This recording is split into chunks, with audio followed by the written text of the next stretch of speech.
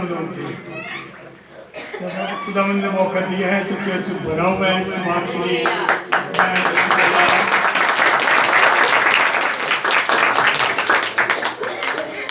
मैं अक्सर दुआ ये करता हूँ कि खुदावंद ग्लूकोज की कलीसिया को भरा, ताकि इस हाल में बैठने के लिए जगह न हो। और आज देखकर अच्छा लगा कि खुदा उनका शुक्र करता हूँ कि हाल भरा हुआ है। इसी तरह लोग बढ़ते रहे, बरकत पाते रहे, तो शायद ये हाल भरा करना पड़े या हमें कोई जगह नहीं लेनी पड़े कि लोगों के बैठने के लिए, कि लोग अपने लोगों को बरकत दे रहा है। खुदावंद मोहब्बत है। कलाम मुकद्दस में याकूब के खत में लिखा है कि मोहब्बत सब बातों की बर्दाश्त करती है, मोहब्बत सब कुछ सह लेती है। कभी मुश्किल आ जाए फिर भी मोहब्बत सह लेती है, कभी ज्यादती हो किसी की तरफ से फिर भी मोहब्बत सह लेती है। आए हम थोड़े वक्त के लिए खुदा के कलाम पर गौर करेंगे। आज हम निकालेंगे, गौर करेंगे उपदेश उसका 45वां बाब।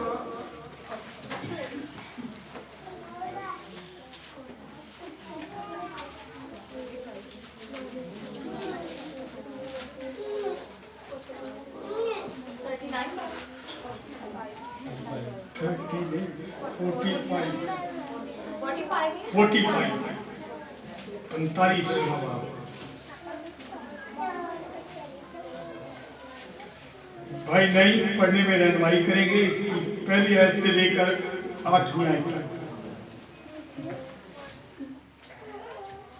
पैदाइश उसका 45वां बाब और उसकी पहली 8 आयत, सफ़ा नंबर पुराने एडिशन के मुताबिक 47 है। और ये पैदाइश जो पहली किताब है पुराने अहदनामे की, उसका 45वां बाब उसकी पहली 8 आयत तिलावत करेंगे खुदा उनके कलाम पाक में से।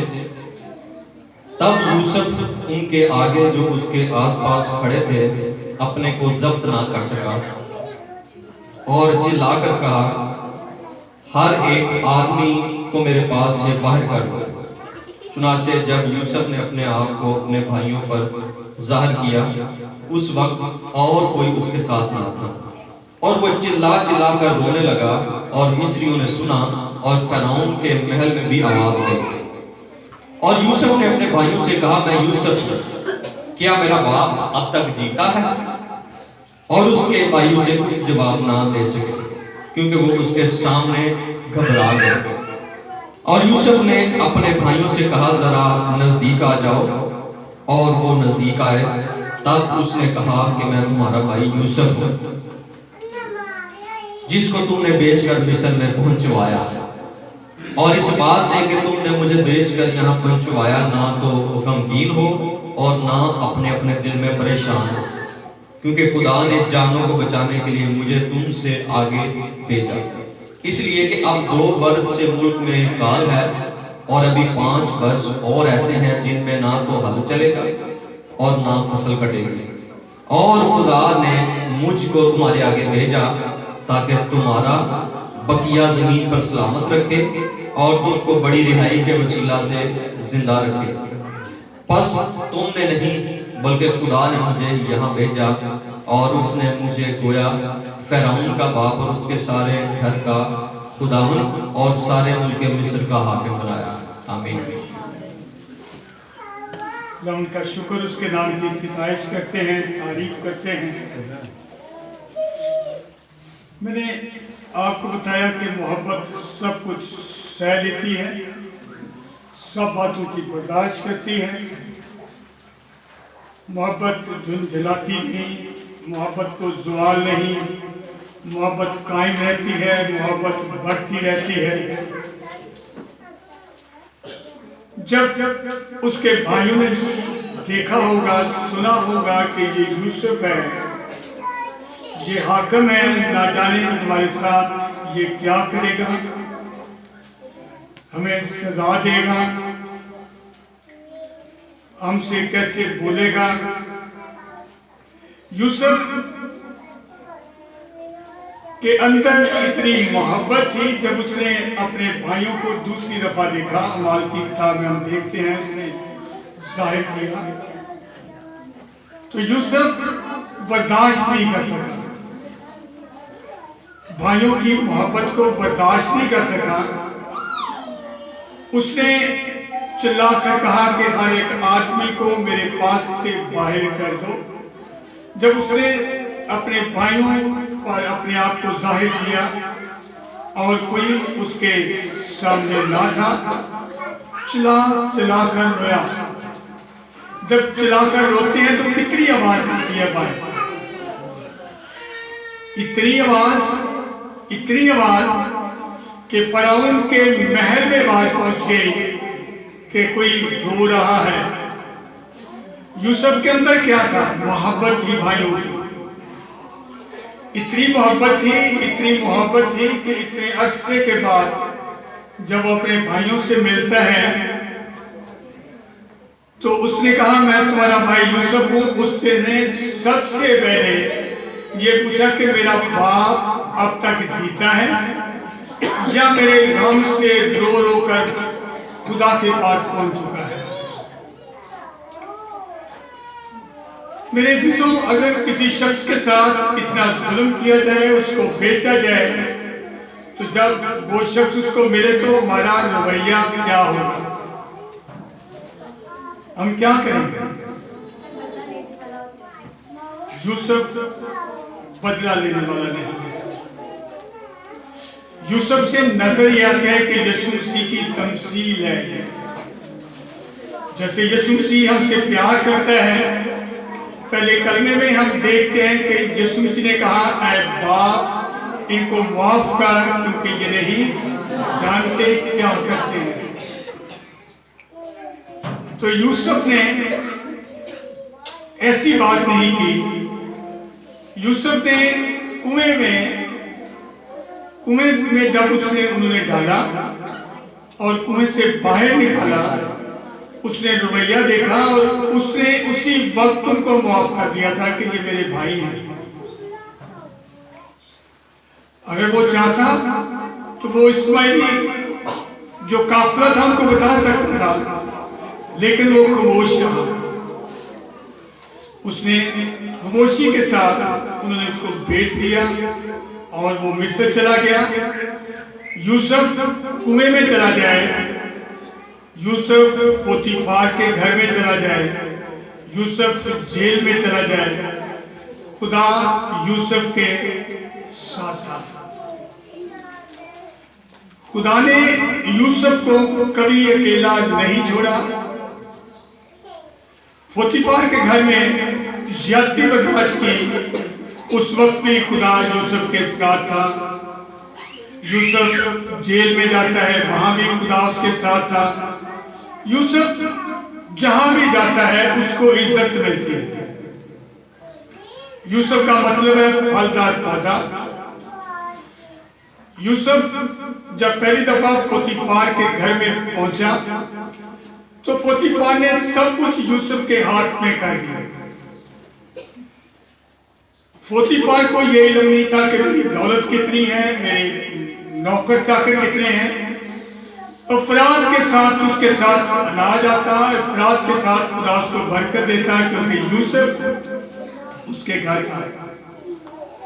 और जब उसने जाहिर किया तो उसके भाई घबरा गए, न जाने यूसुफ हमारे साथ क्या करेगा, न जाने यूसुफ हमें कैद में डाल देगा। यूसुफ ने वही बात दोहराई जब उसको पहला ख्वाब आया, जरा वो मेरा ख्वाब सुनो। कहता है कि जरा नजदीक आ जाओ। वो डरते होंगे, पता नहीं ये हमें नजदीक बुला रहा है, हमारे साथ क्या करेगा। उसने कहा जरा नजदीक आ जाओ, मेरी बात सुनो। पैदाइश 37वें बार में जब दूसरा ख्वाब देखता है, उसने कहा मुझे एक और ख्वाब दिखाई दिया, जरा वो सुनो। उसने अपने भाइयों को और अपने बाप दोनों को बताया। उसने कहा मैंने ख्वाब देखा, सूरज और 11 सितारों ने मुझे सजदा किया। उसके बाप ने उसे डांटा। उसका बाप जानता था कि ये खुदा की तरफ से है, खुदा इसको सरफराज करेगा। उसने डांटा यूसुफ को कहते हैं कि तू ये क्या ख्वाब देखता है? क्या मैं, तेरी माँ, तेरे भाई वाकई सचमुच जमीन तक झुककर तुझे सिजदा करेंगे? उसने उसको डांटा और लिखा है कि यूसुफ ने ये बात याद रखी, अपने दिल में रखी ये बात। हमें आज सोचना यह है कि हम अपने भाइयों से कितना प्यार करते हैं। यूसुफ ने अपने भाइयों से मोहब्बत की और उसने उनको माफ कर दिया। हम कितना माफ करते हैं एक दूसरे को? ये पैगाम शरीफ पर भी हमें मिलता है। खुदावंद यीशु मसीह कहते हैं क्या बाप इनको माफ कर। आगे अगले महीने में रोजे आएंगे और रोजों का सीजन शुरू हो जाएगा, तो हमें सोचने की ये बात है, दुनिया के हालात और वाक़यात हमें नजर आते हैं और हम देख रहे हैं कि यीशु मसीह जल्द आने वाले हैं।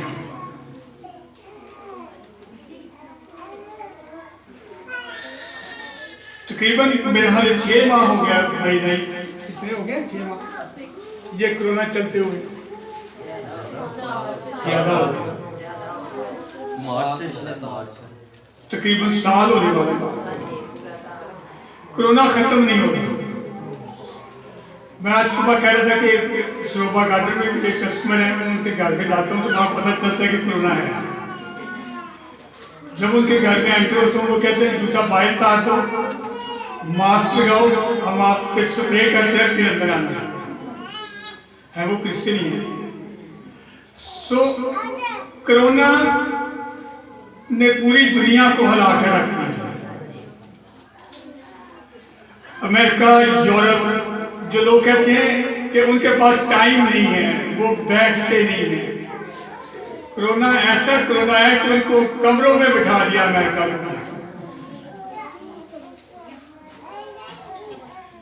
इटली में लोग इसका मजाक बनाते थे। कोरोना एक ऐसी वबा है कि वक्त है कि लोग खुदा की तरफ आए, तौबा करें। हमारे मुल्क में भी है कोरोना, तो हमें जितना खुदावन के करीब जाएंगे उतनी बीमारियां हमें छू नहीं सकती। छू सकती हैं? नहीं छू सकती। पिछले दिनों में हमारे चर्च में एक बहन ने गवाही दी कि मैं किसी मुस्लिम फैमिली में काम कर रही थी, उनको कोरोना, वो कहते हैं कि उसको भाई को कोरोना हो गया। उसके जब टेस्ट हुए वो कहती कि मैंने दुआ की कि खुदावंद इसको कोरोना नहीं होना चाहिए, इसलिए कि मैं यहाँ काम करती हूँ, इसको कोरोना ना हो।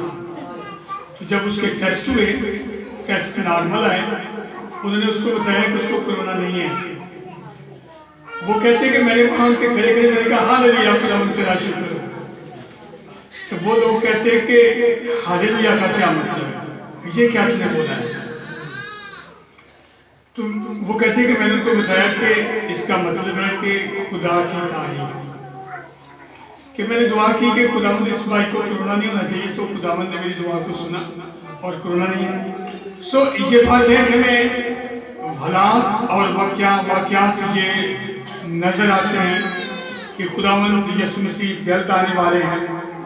हमें तैयारी करनी चाहिए, खुदावंद के हजूर में बढ़ते और बढ़ते रहना चाहिए।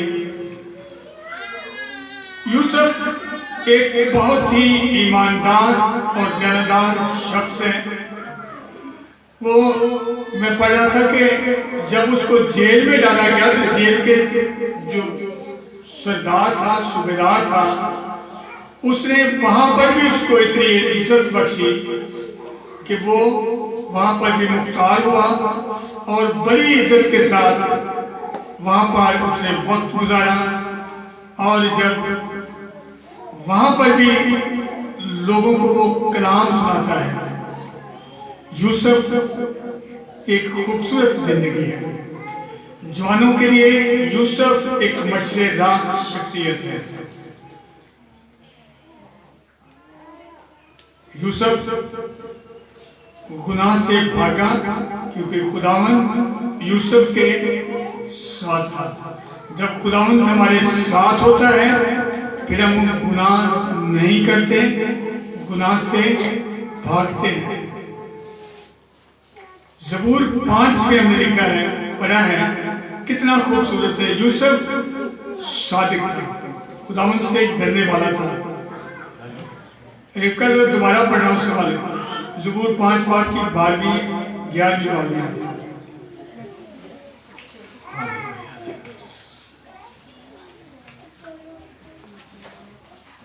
लेकिन वो सब जो तुझ पर भरोसा रखते हैं शादमान हो, वो सदा खुशी से ललकारे, क्योंकि तू उनकी हमायत करता है। लेकिन वो सब जो तुझ पर भरोसा रखते हैं शादमान हो, वो सदा खुशी से ललकारे, क्योंकि तू उनकी हमायत करता है। और जो तेरे नाम से मोहब्बत रखते हैं तुझ में शाद रहे, क्योंकि तू सादिक को बरकत बख्शेगा। ऐ खुदावंद, तू उसे कर्म से सिपर की तरह ढाल दे। कितनी बड़ी बात है कि यूसुफ एक गुलामों की तरह उस मिस्र में गया और बेचा गया और फिर जेल में जाता है। एक गुलाम को खुदावंद उठाता है, कहाँ पर ले जाता है? मिस्र के तख्त पर बिठा लेता है। कितनी बरकत है, कम बरकत है। यूसुफ सादिक खुदावंद से डरता है। सादिक हमेशा खुदावंद की सिताइश और उसको ललकारते रहेगा। यूसुफ को बड़ी ही इज्जत खुदावंद ने दी। यूसुफ बढ़ता गया और यूसुफ दुखों से गुजरा।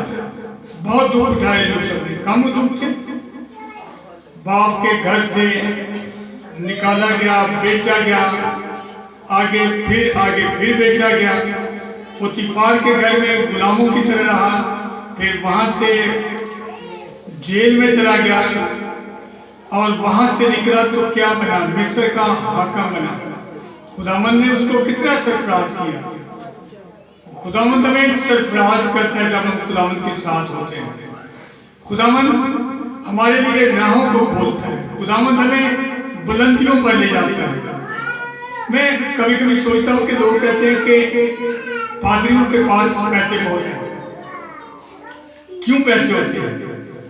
बात यह है कि नया जाने पड़े मत्ती उसका 6वां बाब उसकी आखिरी आयत में लिखा है, पहले तुम उसकी बादशाही और राष्ट्रवादी की तलाश करो तो ये सब चीजें, इन सारी चीजों में कोई चीज कम रह गई है? इन सब चीजों में खुदावंद हर चीज हमें बख्शता है, औलाद बख्शता है, घर देता है, हर चीज के मिसाइल बख्शता है। हमें शायद उसकी रास्तबाजी ढूंढने में देर हो गई। यूसुफ एक प्रोसेस से गुजरा, फिर वो खुदावंद के साथ वफादारी के साथ जुड़ा रहा। वक्त आने पर खुदावंद ने उसको सरफराज किया।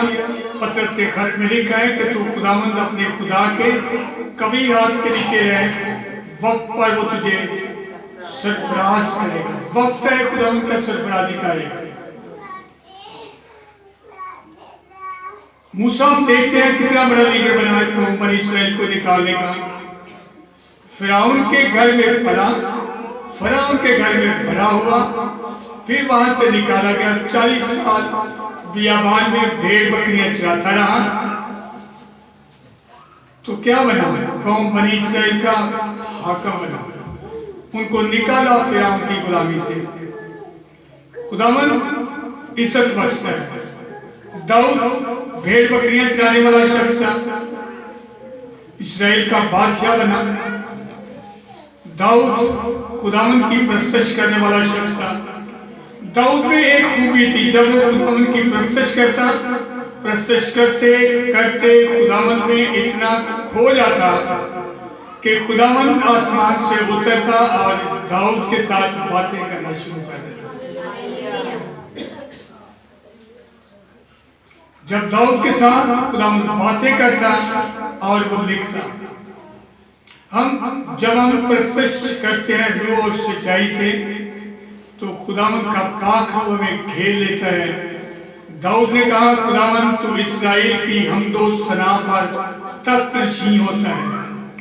दाऊद को यह तजर्बा हो चुका था कि खुदा का तख्त उसकी प्रस्तश करने से लगता है। दाऊद इस बात को जान चुका था कि खुदावंद की प्रस्तश करने से सारे मसाइल हल होते हैं। दाऊद की बाबत खुदा कहते हैं कि मेरे दिल के मुताबिक मेरा बंदा मुझे मिल गया है।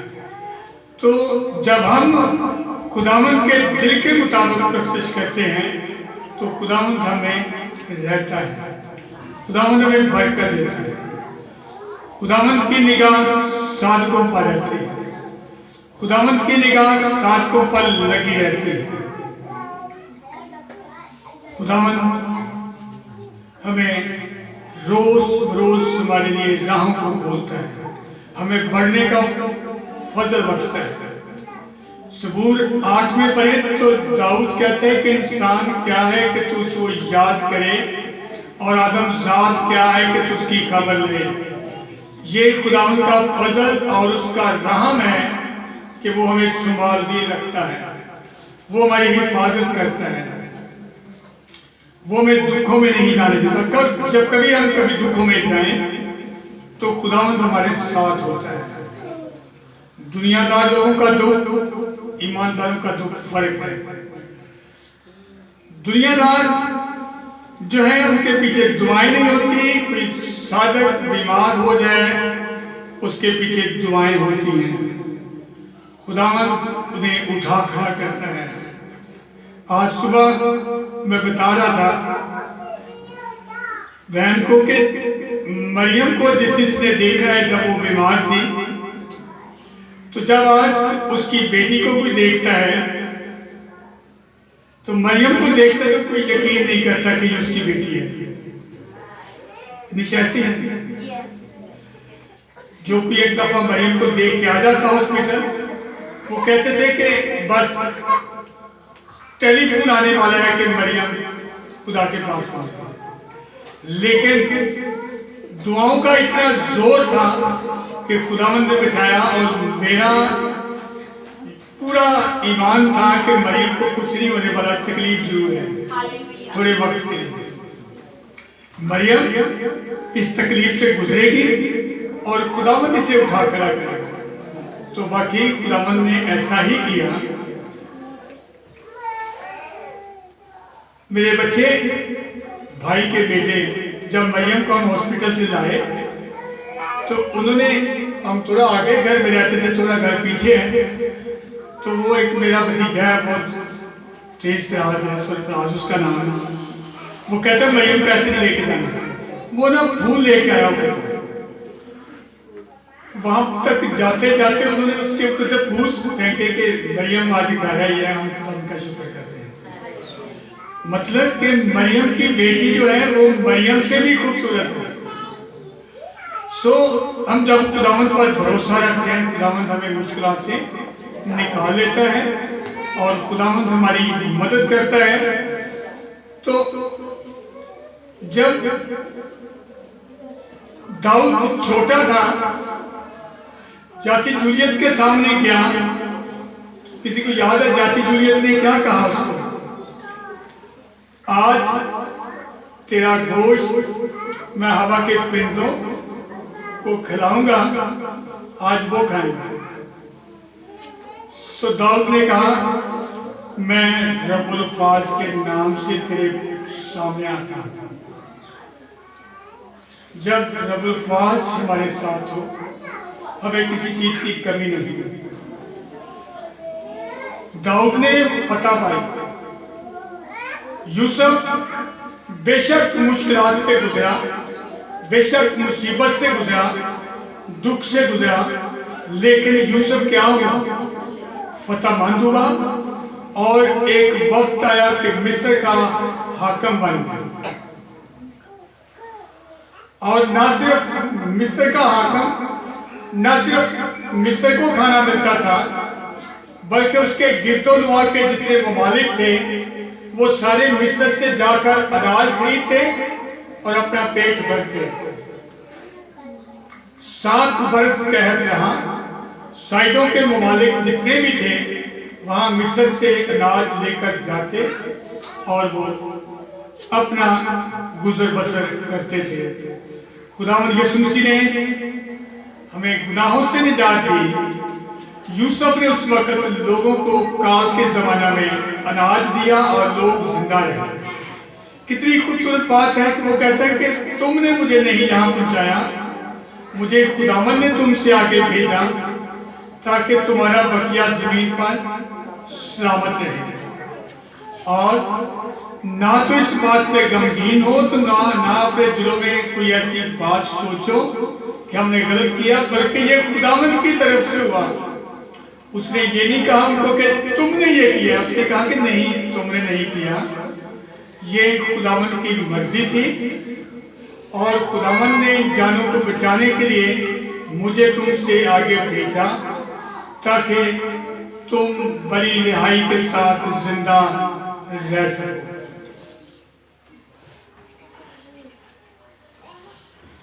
जब यूसुफ कैनान में अपने भाइयों के साथ था तो उससे बुग़्ज़ रखते थे, ठीक तो उससे बात भी नहीं करते थे।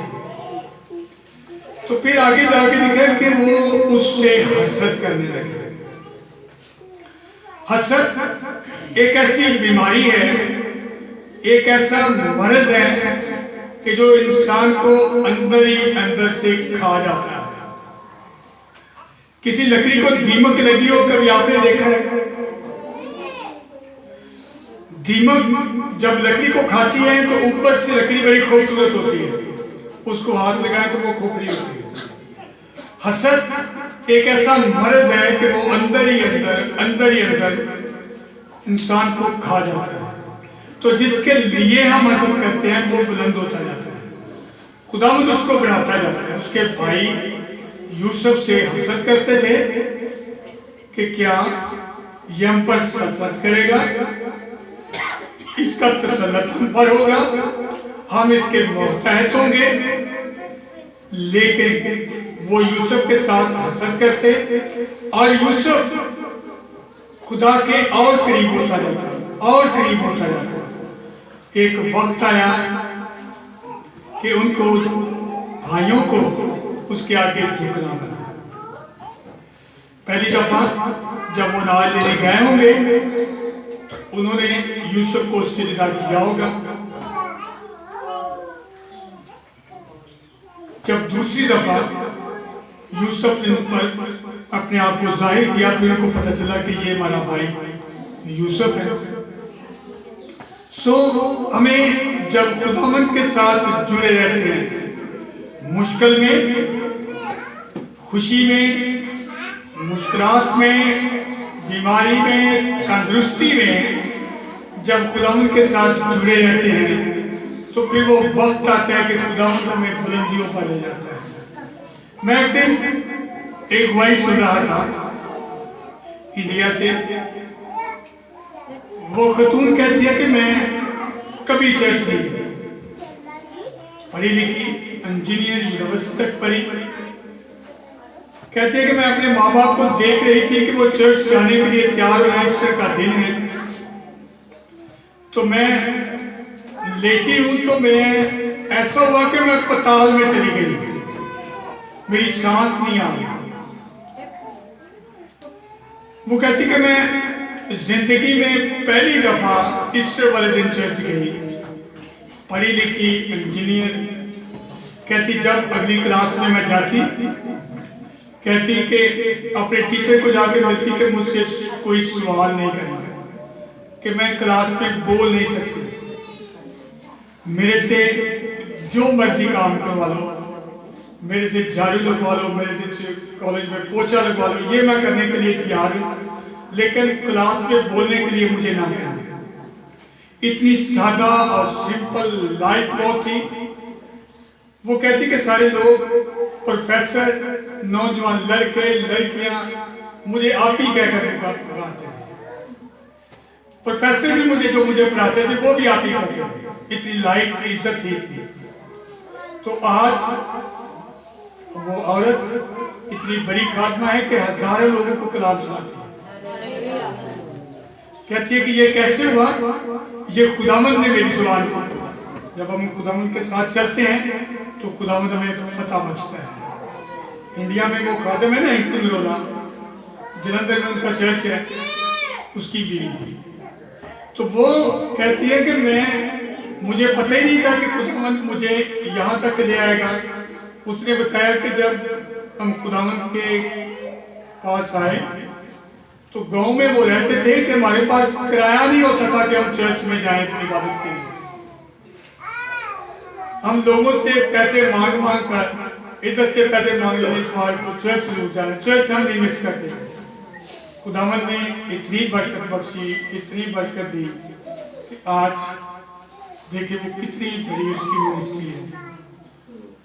तो खुदावंद के साथ जुड़े रहने से उसकी रास्तबाजी और उसकी रास्तबाजी को तलाश करने से हमें सब कुछ मिलता है। खुदावंद हमें सब चीजें देता है। पहले तुम उसकी रास्तबाजी और निजात की तलाश करो तो सब चीजें, उसमें कोई चीज नहीं रह जाती कि खुदावंद हमें ना दे। उसमें सब चीजें इनाम में आ जाती हैं, क्योंकि हमने उसकी रास्तबाजी की तलाश की, उसकी रास्तबाजी को ढूंढा, उस पर खड़े रहे तो खुदावंद हमें सब चीजों से नवाजता है।